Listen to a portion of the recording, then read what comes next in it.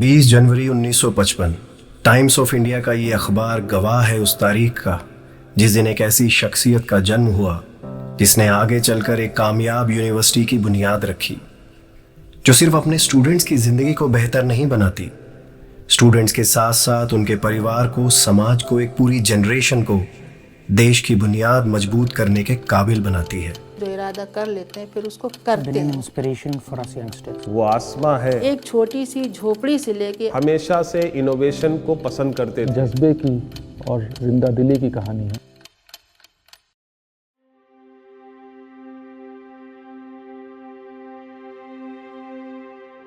ख्वाब अक्सर बचपन ही देखता है बिना नाप तोल किए। उसे जो चाहिए तो बस चाहिए। सारी जिंदगी हम उस ख्वाब का पीछा करते हैं। कुछ के पूरे होते हैं और कुछ के नहीं। जिनके पूरे हुए एक बार तो उस बचपन से, उस ख्वाब से मिलना बनता है। ये कहानी बस कुछ ऐसी ही है।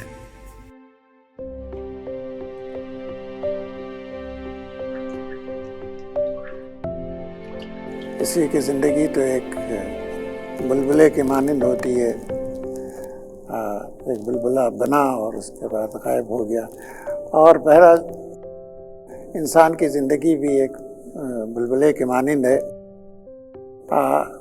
जब मैं अपने माजी पे नज़र डालना चाहता हूँ और मैं अपने माजी से ख़ुद मिलना चाहता हूँ तो किसी का ये शेर याद आता है कि सुकून दिल के लिए कुछ तो एहतमाम करूं, नज़र उनसे मिले तो फिर सलाम करूं। मुझे तो होश नहीं, आप ही बता दीजिए, कहाँ से छेड़ूं फसाना, कहाँ तमाम करूं।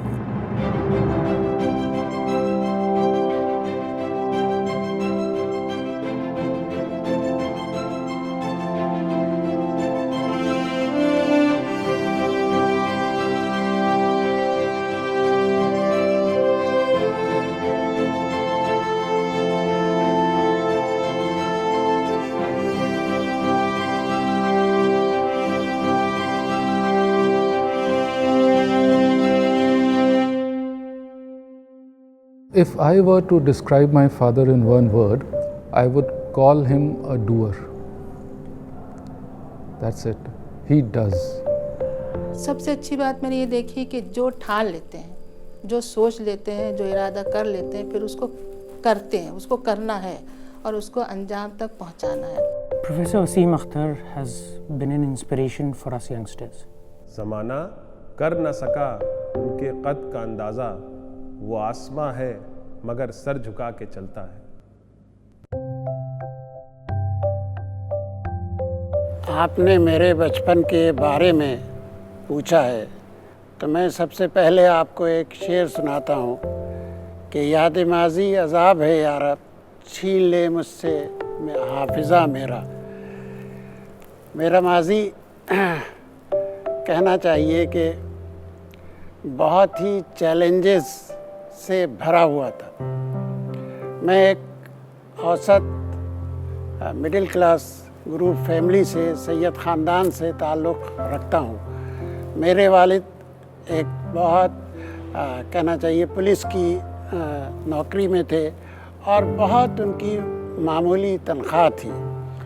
हम लोग बचपन में जिस मुश्किल दौर से गुज़रे हैं, इसीलिए मैंने ये शेर पढ़ा था कि छीन ले मुझसे हाफिज़ा मेरा। वालिद साहब जब ड्यूटी से आते थे सर्दियों की रातों में 10 बजे और 11 बजे, तो हम लोगों के पास एक सिंगल ही लहाफ होता था। हम दोनों भाई एक साथ लेटे, मैं और मेरा बड़ा भाई। तो कभी वो लहाफ अपनी तरफ घसीट लेते थे, कभी मैं उनकी तरफ से घसीट लेता था। तो वालिद साहब जब ये देखते थे तो अपना ओवरकोट, बरान कोट उसे कहते थे, वो हम लोगों के ऊपर डाल देते थे ताकि एक बच्चे को कम से कम कुछ थोड़ा सा। हालात कोई बहुत ज़्यादा सेटिस्फैक्ट्री नहीं थे। फिर मेरे मामू ने मेरी वालदा से कहा कि मैं इस बच्चे को ले जाके मैं वहाँ पढ़ाऊँगा दिल्ली में। वो ऑल इंडिया रेडियो में न्यूज़ रीडर थे, न्यूज़ सुपरवाइज़र थे। तो मैं वहाँ दिल्ली गया और वहाँ से मेरी तालिब इल्मी की ज़िंदगी का आगाज़ होता है। बहुत कम लोग होते हैं जो लोगों को इंस्पायर करें, लेकिन वो लोग बहुत रेयर होते हैं जो पूरी जनरेशन्स को इंस्पायर करें। वो ऐसे ही रेयर और distinguish personality professor Syed Waseem Akhtar, founder of integral university. Integrating spiritual and moral values, I will strive to elevate people's suffering, ailment and poverty, and will ardently contribute to developing the coming young generation for the progress and prosperity of the nation. जिंदगी में सिर्फ मंजिल पा लेना ही सब कुछ नहीं होता। छोटी छोटी चीजों में खुशियां कैसे ढूंढी जाएं, ये बात भी कोई प्रोफेसर साहब से सीखे। ये वही काबिलियत है जो आने वाले मुश्किल पलों में उन्हें हिम्मत देगी। मुझे एक ये भी याद आता है कि बचपन में पैदल मैं तकरीबन 4 किलोमीटर जाता था और पैदल 4 किलोमीटर आता था। उस दरमियान में अगर किसी दिन साइकिल मिल जाती थी, कभी वालिद साहब की ड्यूटी आवर्स नहीं हो, कभी नाना मेरे उनके वो अपनी साइकिल दे देते थे, तो मैं उस दिन अपने को बादशाह से कम नहीं समझता था। मैं मेरे भाई दोनों आदमी साइकिल पे जाते थे और मैं उमूमन साइकिल की गद्दी पे बैठ के और हैंडल संभालता था, वो पीछे कैरियर पे बैठ के पीछे से पैदल चलाता। जिस तरह से आज के दौर में स्कूटर पे बैठ के आदमी चलता, मेरी साइकिल उस वक्त स्कूटर थी।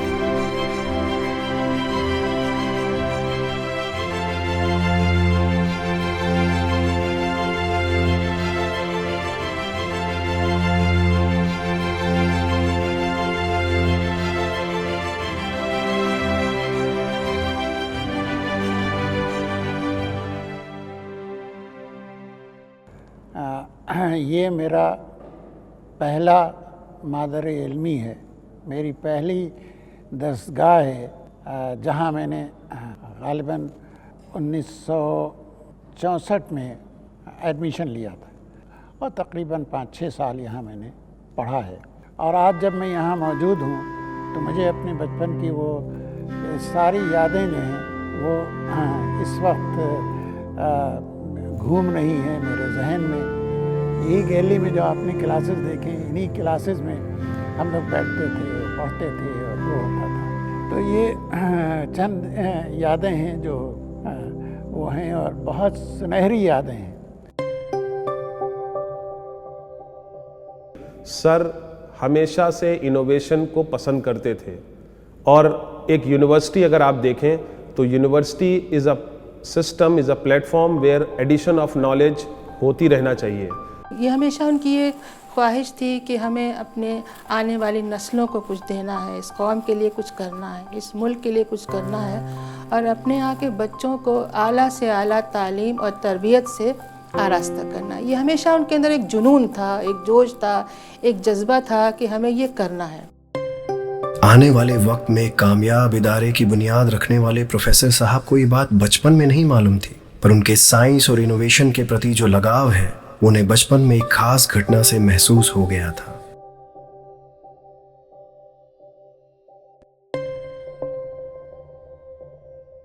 मैं ये समझता हूँ कि मेरे जो सबसे पहले साइंटिफिक डिस्कवरी थी, जिससे मुझे मोटिवेशन मिला कि मैं साइंस एंड टेक्नोलॉजी की तरफ जाऊँ, वो एक हॉर्स शू था जिसको मुझे ये पता लगा था कि ये अगर इसके ऊपर वायर वाइंडिंग की जाए तो फिर ये मैग्नेट बन जाता है। मैंने जब उसका तजुर्बा किया तो वो वाकई मैग्नेट बन गया, उसमें लोहे की चीज़ें चमकने लगी। फिर मैंने क्या कि ये अगर इसको हम डिस्कनेक्ट करें तो और एक हैमर लगा दें तो साइकिल की घंटी लिया, साइकिल की घंटी को वहाँ लगाया और जब उसमें करंट पास करते थे वो टक से आ जाके यूँ बोलती टक टक टक। अच्छा स्प्रिंग लगी थी, वो वापस जाती, फिर जैसे मैग्नेट बनता। तो मैं समझता हूँ कि वो मेरा पहला अचीवमेंट, साइंटिफिक अचीवमेंट और या साइंटिफिक डिस्कवरी जो है वो थी। और यही सब सर के फ्रीडम का, सर की नर्चरिंग का नतीजा है कि इस यूनिवर्सिटी को ministry of science and technology ने रिकॉग्निशन दिया है। बचपन के ख्वाब रुई के बादलों जैसे होते हैं और जिंदगी का संघर्ष लोहे जैसा। प्रोफेसर साहब ने बस ये दूरी तय करना सीख लिया था।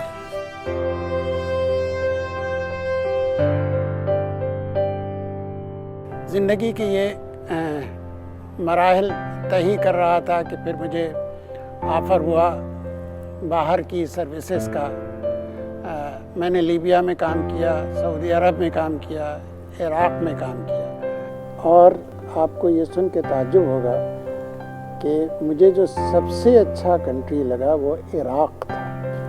जो इंसानियत, जो भाईचारा, यानी मंदिर का कोई प्रोग्राम ऐसा नहीं होता था जिसमें अख्तर साहब न जाएं, अख्तर साहब को न बुलाया जाए। गुरुद्वारे का कोई प्रोग्राम ऐसा, या मस्जिद में कोई ऐसा प्रोग्राम तो नॉन मुस्लिम्स को न बुलाया जाए। बेहतरीन।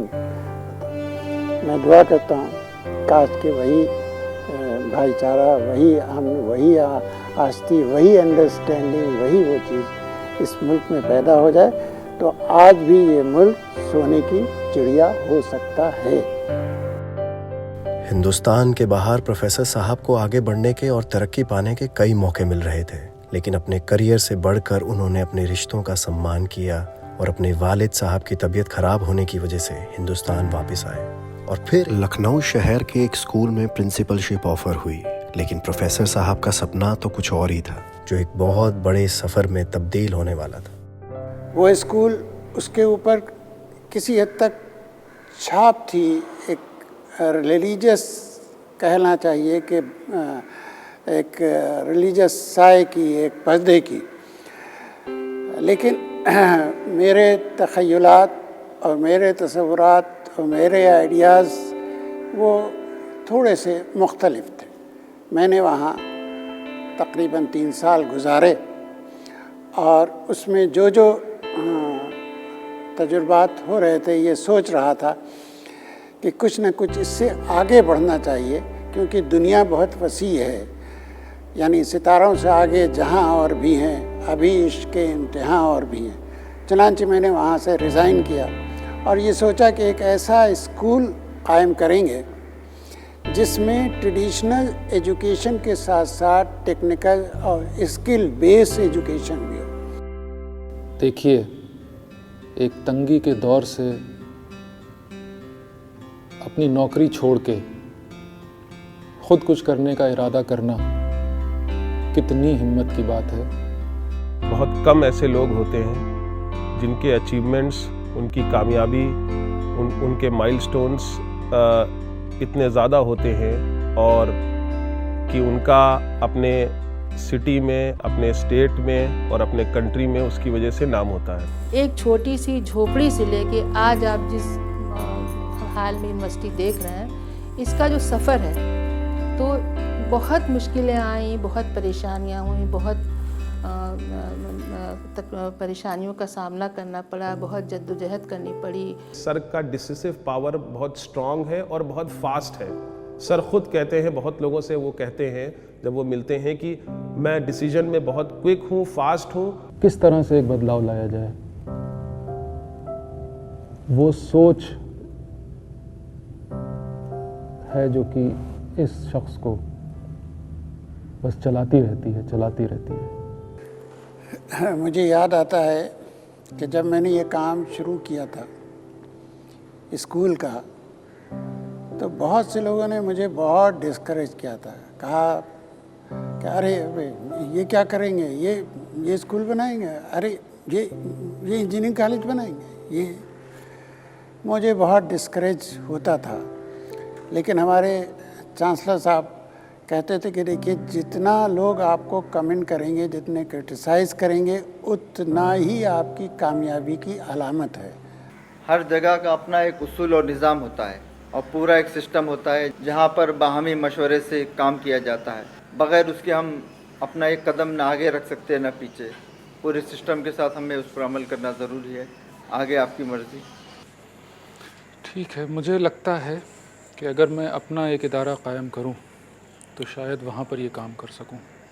जनाब, कहना तो बहुत आसान है, करना उससे ज़्यादा मुश्किल है। आपकी मर्ज़ी। देखते हैं क्या होता है।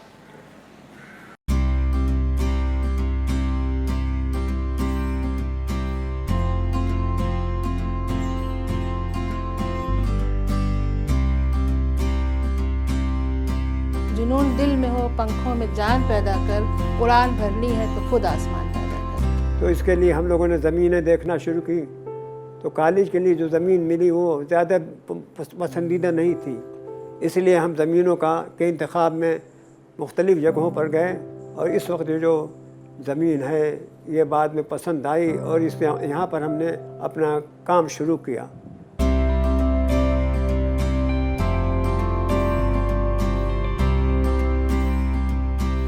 सोच लीजिए, ये नहीं हो पाएगा। जंगल है यहाँ, लोग यहाँ कुछ प्रॉपर्टी देखने आते हैं। कहाँ कॉलेज वगैरह के चक्कर में पड़े हैं आप। कोशिश करने में क्या हर्ज है, अपने इस ख्वाब को हम इतनी आसानी से नहीं टूटने देंगे। कोशिश करने से क्या होता है, पत्थर सोना थोड़ी ना हो जाएगा। नहीं होगा शायद। पत्थर सोना बने या ना बने, हमारा काम है घिसना। सोना नहीं भी बना तो क्या पता कोई खूबसूरत सी मूर्त ही बन जाए। जहाँ भौचाल बुनियादों फसीलों दर में रहते हैं, हमारा हौसला देखो, हम ऐसे घर में रहते हैं।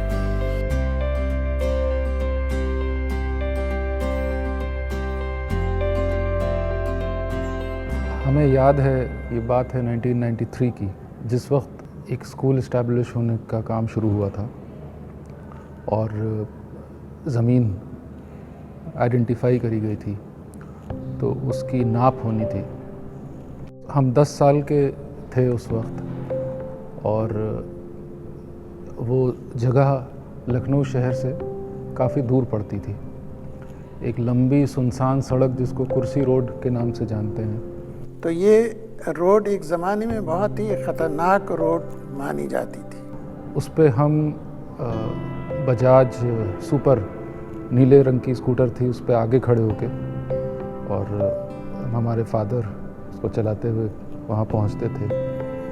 और उसी ज़माने में मुझे 2 बजे रात में अकेले गाड़ी ड्राइव करके यहाँ आना पड़ा था कि उस ज़माने में कंस्ट्रक्शन शुरू हुआ था और आम तौर से सरिया वगैरह के ट्रक रात ही में आते थे। मुझे याद है कि बाज़ दफ़े 5 बजे सुबह तक मैं उसको फारिग करता था।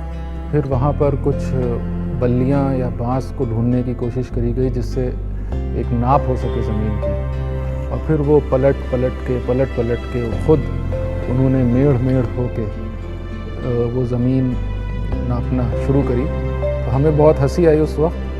हमने कहा जब बल्ली इधर से उधर ले ही जानी है तो सीधे हाथ में उठा के ले जाएं, ऐसे घुमा के ले जाने की क्या ज़रूरत है। अब हमें क्या पता कि वो बल्ली का साइज़ उन्होंने नापा है और उससे ज़मीन का साइज़ नापा जा रहा है।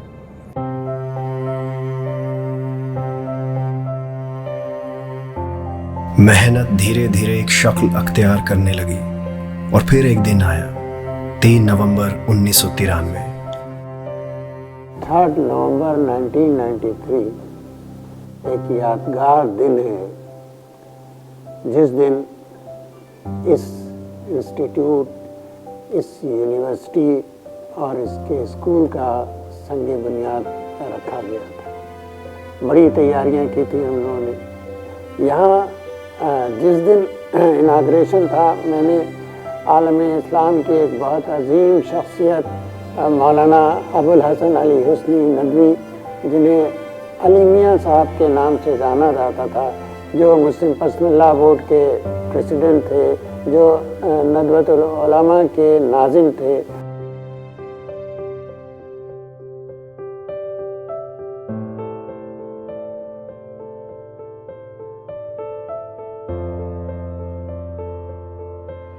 चुनांचे हज़रत मौलाना ने आकर के संग बुनियाद के तकरीब में हिस्सा लिया और एक तकरीर भी फरमाई। और आप जानते हैं कि टेक्नोलॉजी में, टेक्नोलॉजी नहीं बल्कि और फन तामीर है, आर्किटेक्चर है और कितनी चीज़ें हैं।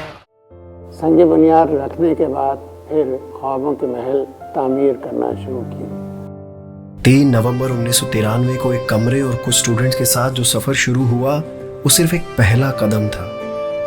स्कूल, कॉलेज, ये सब सफ़र की एक शुरुआत थी, एक पड़ाव था। प्रोफेसर साहब का मकसद तो हज़ारों लाखों स्टूडेंट्स के मुस्तकबिल को बेहतर बनाना था। लेकिन आज खुशी की बात यह है, खास तौर से लखनऊ में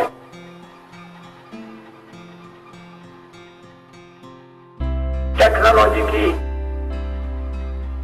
एक बड़ी इंस्टीट्यूट खड़ी हो रही है। ये एक जज्बे की और जिंदा दिली की कहानी है, जिसमें एक शख्स अपने बचपन से लेके हर मोड़ पर अलग अलग चुनौतियों का सामना करता है, अलग अलग मुश्किलों का सामना करता है। वो क्या चीज़ है जो उसे इतनी मेहनत करने पे मजबूर करती है? वो क्या चीज़ है जो कि आखिर में जाकर उसे एक कामयाबी देती है? वो चीज़ एक जज्बा है कुछ करने का। फिर ये ख्याल हुआ कि भाई ये एफिलिएशन जो दूसरी यूनिवर्सिटी से होता है, क्यों ना इसको हम ऐसा करें कि खुद हम अपनी यूनिवर्सिटी ही बनाएं। और फिर वो वक्त भी आ गया। प्रोफेसर साहब ने जब कॉलेज को यूनिवर्सिटी में तब्दील करने का सोचा तो इस सोच को हकीकत बनाने में तत्कालीन मुख्यमंत्री मुलायम सिंह यादव ने भी एक अहम किरदार निभाया था। अच्छी छात्र, अच्छी छात्रा निकाल करके दे रहे हैं, जिनका नतीजा 100% है, उसका सलामत करने का हमें मौका मिला है, कुछ मदद करने का भी मौका मिला है। कहते हैं कि अगर मंजिल तक पहुंचना है तो सफ़र की शुरुआत अच्छी होनी चाहिए, और ऐसी ही अच्छी शुरुआत प्रोफेसर साहब के खास दोस्त सैयद मुजफ्फर इकबाल साहब ने दिलवाई और कदम से कदम मिलाकर प्रोफेसर साहब के साथ चले।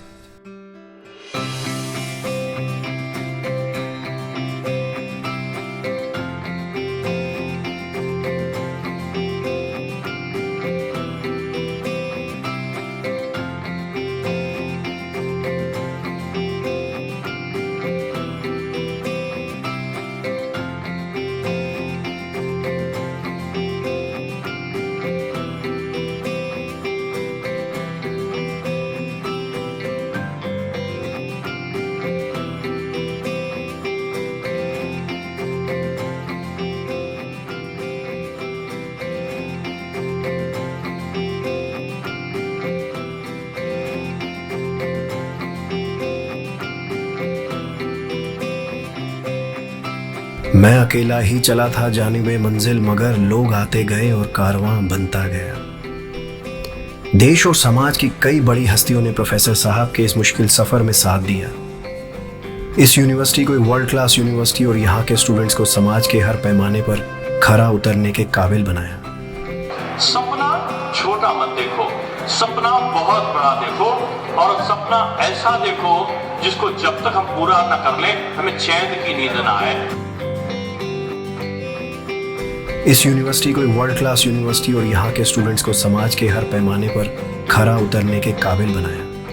There have been multiple inspirations depending on what the occasion was, what the challenge was. It is, I don't think it is correct to say that there is for all times one source of inspiration. No, it depends on the challenge.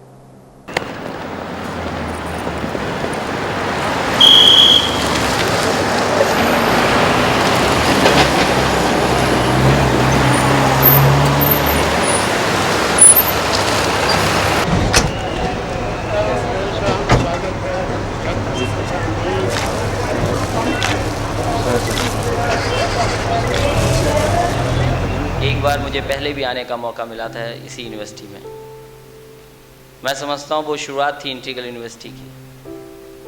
और आज जब मैं देख रहा हूँ, आज बच्चों की भी संख्या ज़्यादा दिख रही है, मैं प्रोफेसर टीचर्स को भी बड़ी संख्या में देख रहा हूँ, और इतने कम समय पर इंटीग्रल यूनिवर्सिटी ने बहुत नाम अपना ऊंचाइयों तक पहुंचाने का काम किया।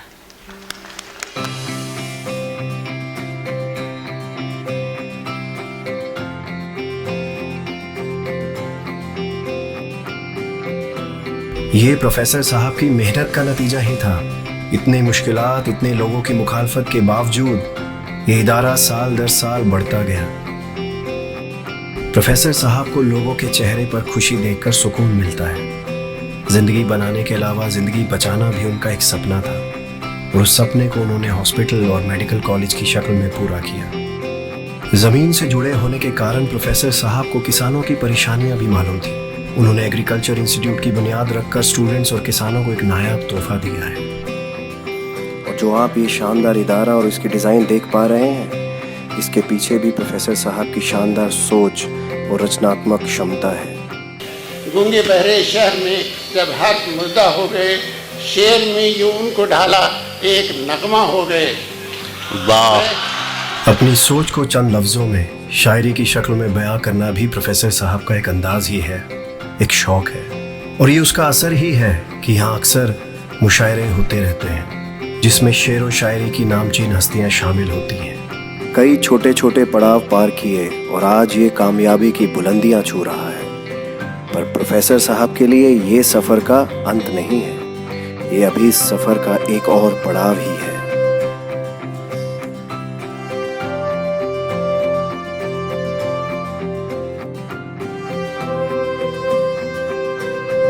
मुझे खुशी है कि मैंने जो ख्वाब देखा था वो ख्वाब बड़ी हद तक पूरा हो गया है और उसकी ताबीर सामने आ गई है। मेरी दुआ है ऊपर वाले से, ईश्वर से, अल्लाह से कि वो इस चीज़ को कबूल करे, इस मेहनत को, इस कोशिश को कबूल करे और आने वाली यंग जनरेशन को अपना बेहतरीन मुस्तकबिल बनाने में ये मददगार साबित हो।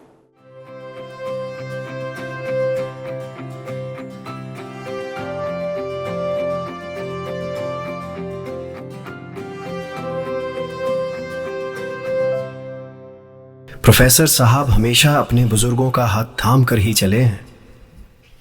उनके तजुर्बे से, उनके मशवरे से हर फैसले लिए गए हैं।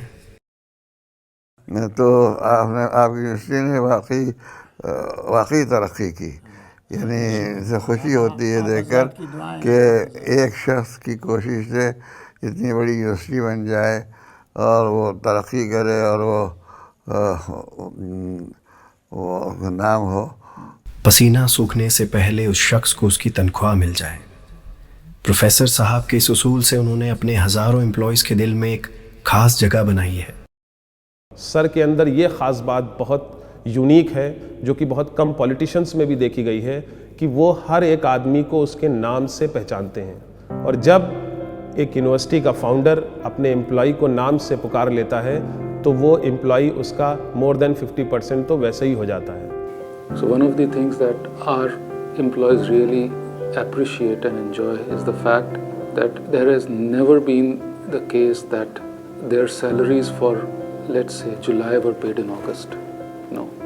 The salaries for July were always paid in July. The salaries for August were always paid in August.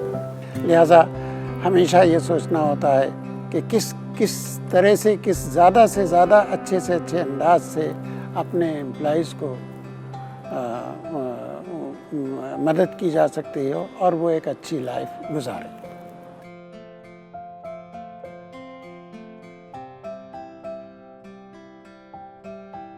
तो बस यही मेरी दुआ है कि नहीं नशेमन तेरा कसर सुल्तानी के गुंबद पर, नहीं नशेमन तेरा कसर सुल्तानी के गुंबद पर, तू शाही है बसेरा कर पहाड़ों की चट्टानों पर। इस इदारे की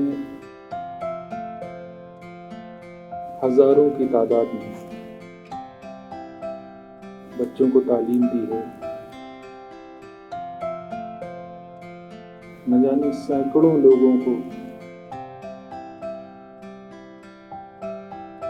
नौकरी दी है और एक जगह दी है जहाँ से वो अपने इन दूसरों को बांट सके। इसलिए मुझे उम्मीद है कि ये यूनिवर्सिटी आइंदा चल करके और बहुत बड़ा मरकज़ तालीमी बनेगी।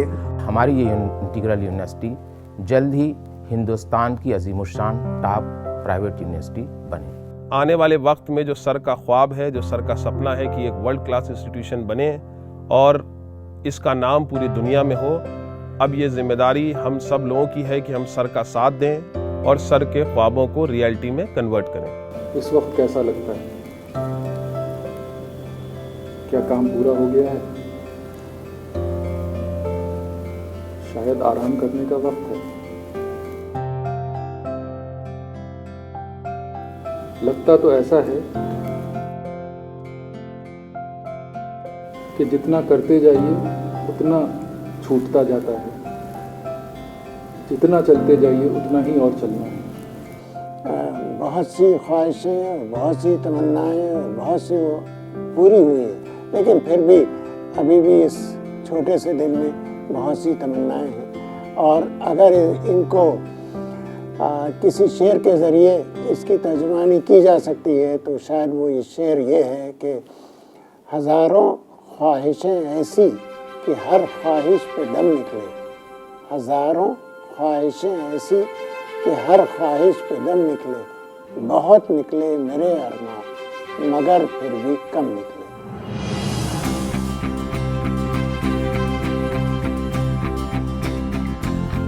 मासूम आँखों से जो ख्वाब देखा था, तजुर्बेकार निगाहों से पूरा किया है। वक्त, मेहनत और जवानी, क्या बताऊं इस ख्वाब को क्या क्या दिया है।